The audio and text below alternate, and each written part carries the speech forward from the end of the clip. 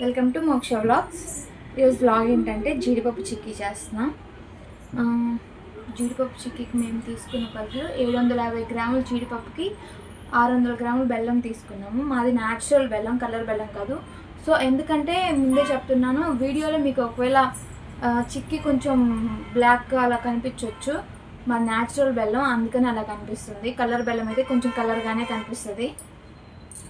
Okay, జీడిపప్పు చిక్కీ విధానం చూసేద్దాం రండి. ఇప్పుడు జీడిపప్పు చెక్క ఎందుకు చేసామంటే ఇంట్లో ఈవినింగ్ స్నాక్స్ ఏం లేవు, సో అందుకని కొంచెం చేసాము. చెప్పాను కదా, 3/4 కిలో జీడిపప్పు అంటే 750 గ్రామ్స్ జీడిపప్పుకి 600 గ్రామ్స్ బెల్లం తీసుకున్నాము. ఫస్ట్ ఆయిల్లో మంచిగా వీటిని ఫ్రైలా చేసేసుకోవాలి. అంటే మంచిగా గోల్డెన్ బ్రౌన్ షేడ్ వచ్చేలాగా వేయించుకోవాలి.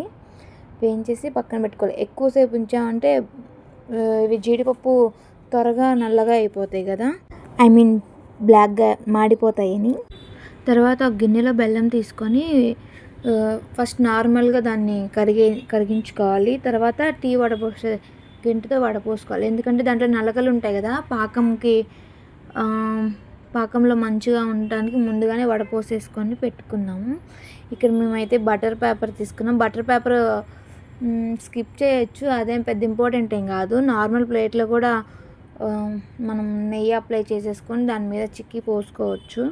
మేము మా దగ్గర పేపర్ ఉందని నార్మల్గా పోసాము. ఒక ప్లేట్ పోసాము, ఒక ప్లేట్ నార్మల్గానే బటర్ పేపర్ లేకుండా పోసాము. ఇక్కడ చూడండి, బెల్లం మంచిగా మరుగుతుంది, బుడుగు అని. బెల్లం పాకం బాగా వచ్చేదాకా చూసుకొని ఒక వాటర్లో బెల్లం పాకం చూసుకోవాలి.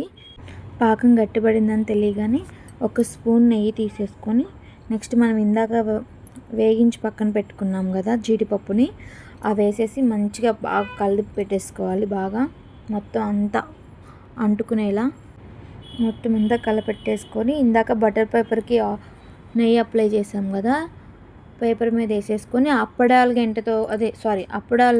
చేస్తాం కదా కర్రతో, కానీ ఏదైనా గిన్నె తీసుకొని ఆ గిన్నెకి కింద నెయ్యి పూసుకోండి, లేదంటే అంటుకుంటాయి. అవి పెట్టేసుకోవాలి. అలాగా చెక్కలాగా అది వేసుకొని పక్కన పెట్టుకోవాలి.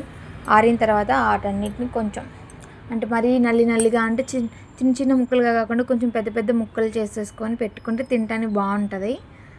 మీకు ఏమన్నా వెరైటీ రెసిపీస్ కావాలంటే కామెంట్ చేయండి, మరో వీడియోతో మీ ముందుకు వచ్చేస్తాను. మాకు ఈ 750 గ్రామ్స్ జీడిపప్పు అయితే 2 చెక్కల్లాగా వచ్చాయి, కొంచెం చిన్నవి.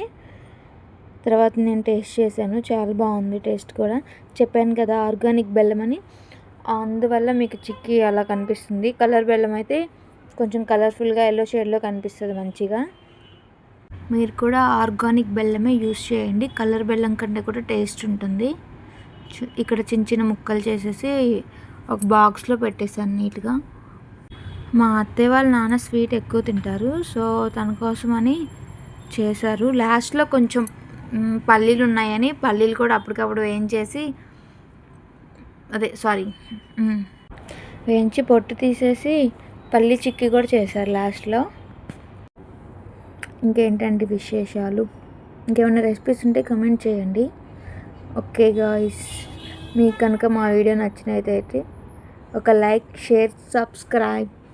ఓకే బాయ్, మరో వీడియోతో మీ ముందుకు వస్తాను.